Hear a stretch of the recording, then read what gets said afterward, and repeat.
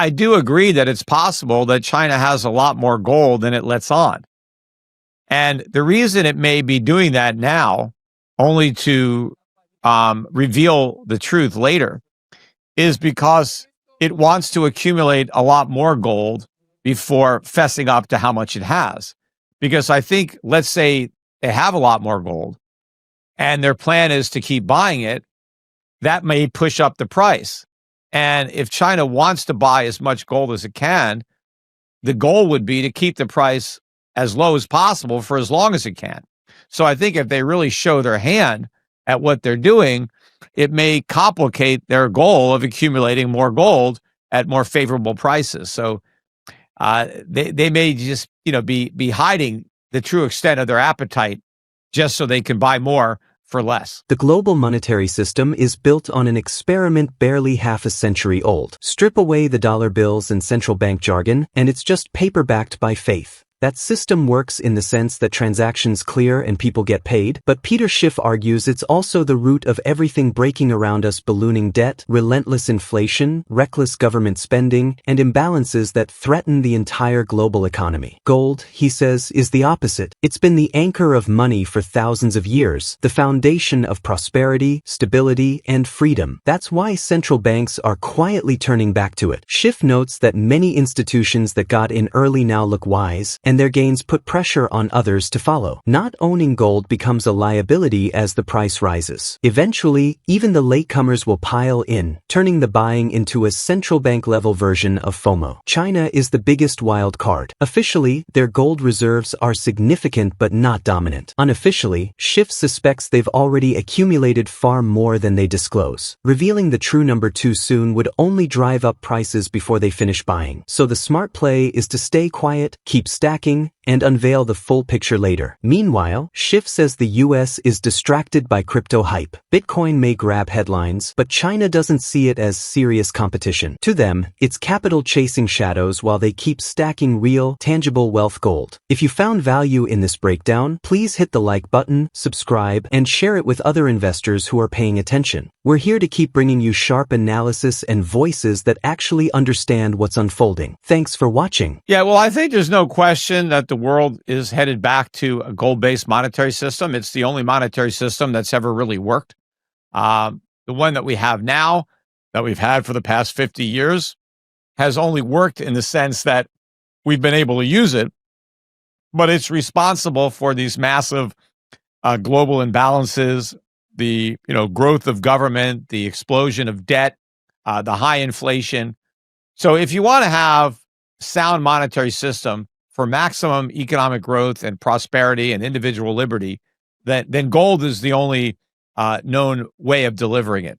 So I do think that the world is headed back to a gold standard, and the fact that central banks are buying gold is a recognition that this is in fact going to be happening. No, it not only will it continue, as I said, it's going to accelerate because the central banks still have a lot of gold to buy, and not all central banks have been buying. So I think the central banks that haven't been buying are going to buy because they're falling behind. I mean, as the price goes up, and if you're not buying it, then you're losing ground to the central banks that are.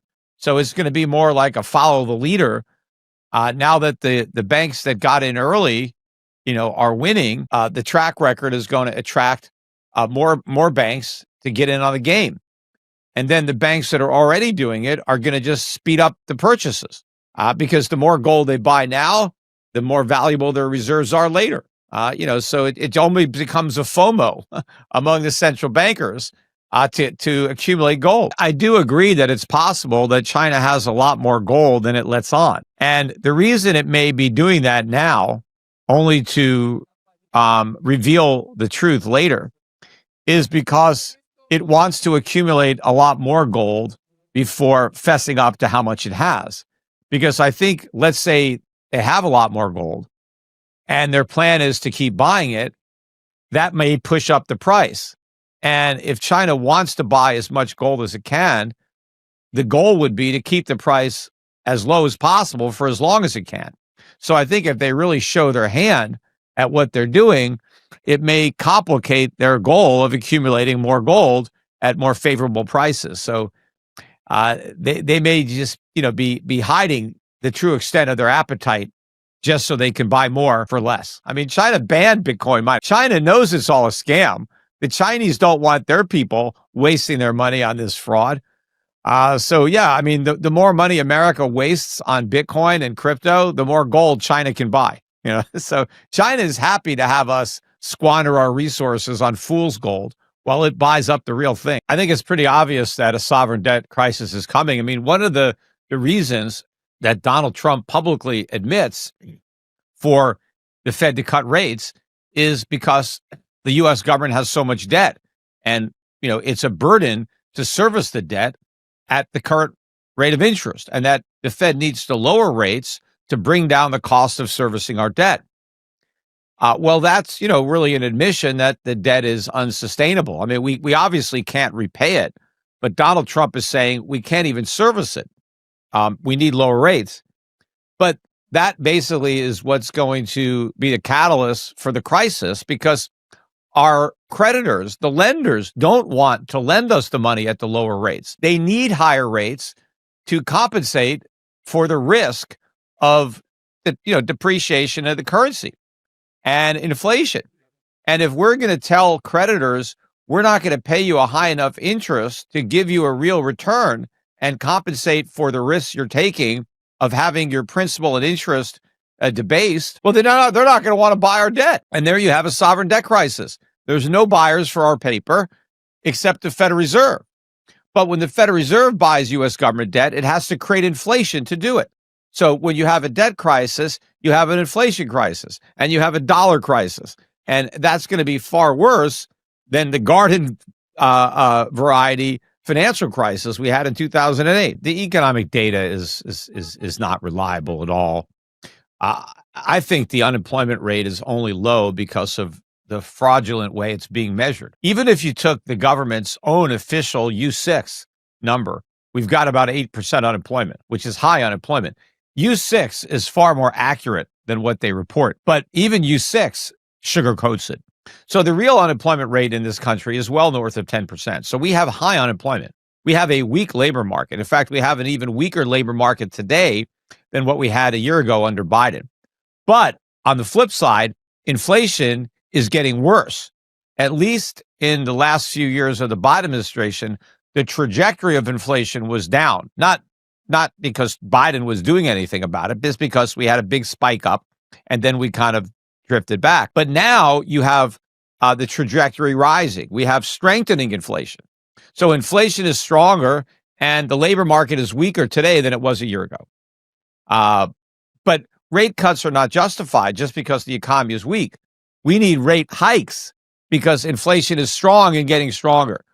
But the Fed is not only not delivering the rate hikes that we need, they're about to deliver rate cuts that we don't need. Well, I look at just the money supply and credit, because credit growth and money supply growth, that's what's being inflated.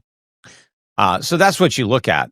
But if you want to just look at the consequence of inflation, one consequence is prices going up, you need to look at the prices themselves. You can't look at government indexes that purport to measure those prices, because those indexes have been engineered to come up with a low number. That's just how they're designed. So it's not that people get a high number and then they fudge the numbers. The methodology, the computational formula is designed to reduce the increase. So if prices actually went up by 5%, the CPI might report they went up by 2.5%.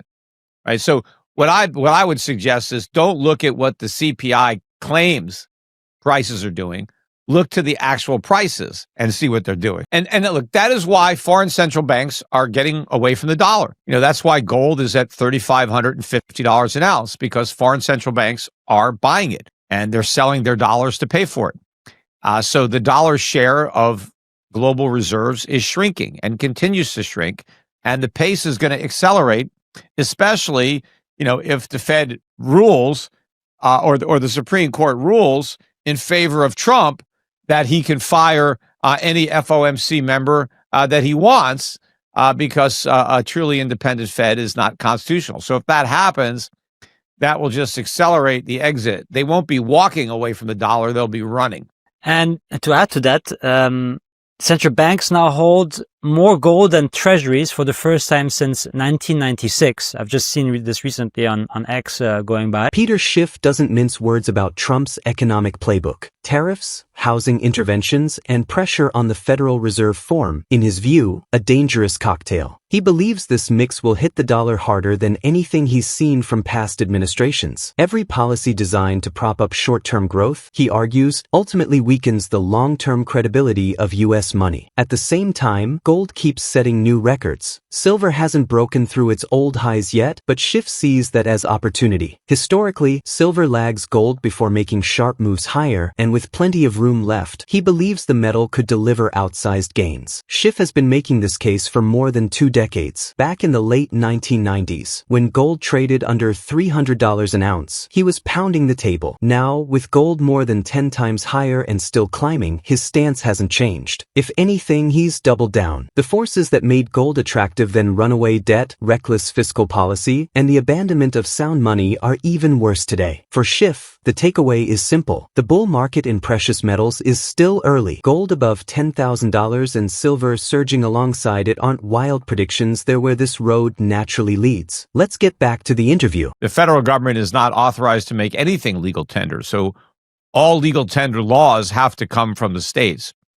And the states can only make gold and silver legal tender. And all the federal government can do constitutionally is take that gold and silver and establish coins and affix the various weights and measures.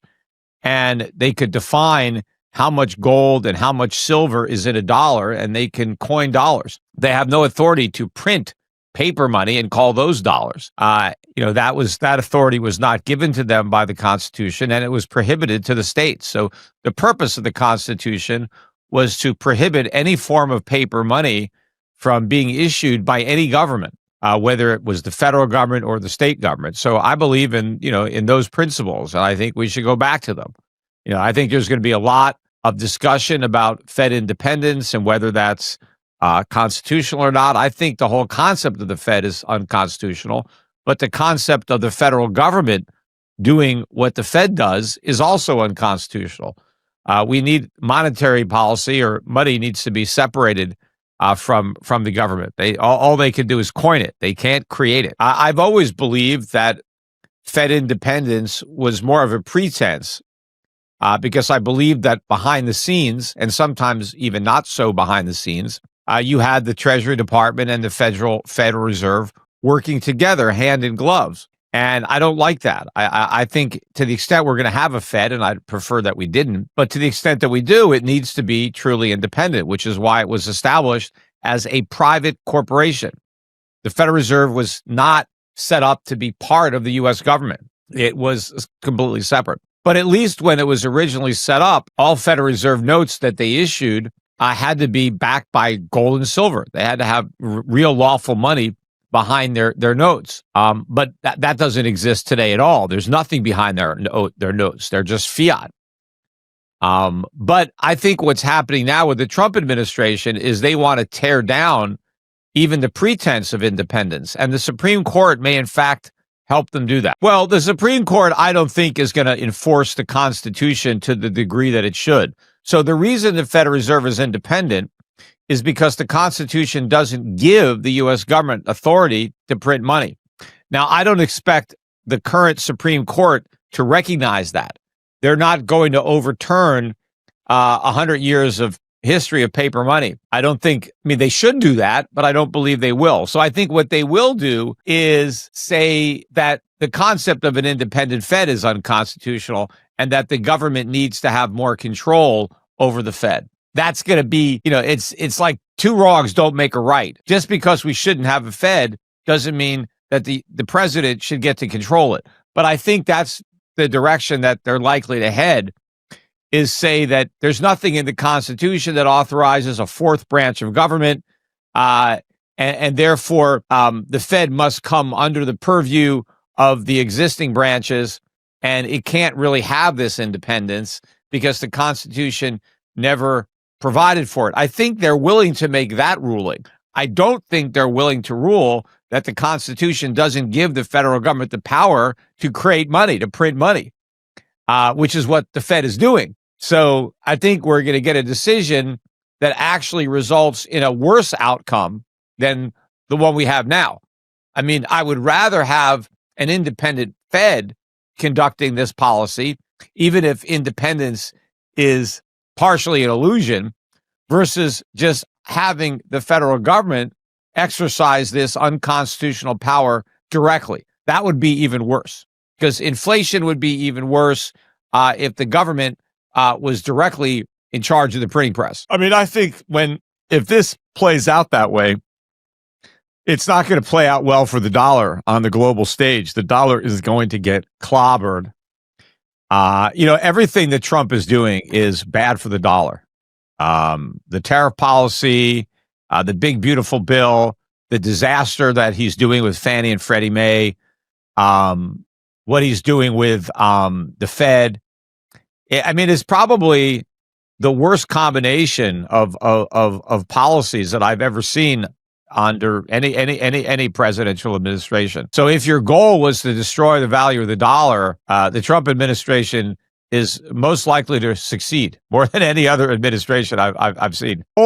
Trump doesn't want the dollar to go down. I mean, he's threatened other countries with sanctions and tariffs if they don't prop up the dollar. So he understands how important a strong dollar is, but he doesn't understand how his own policies are going to substantially weaken the dollar.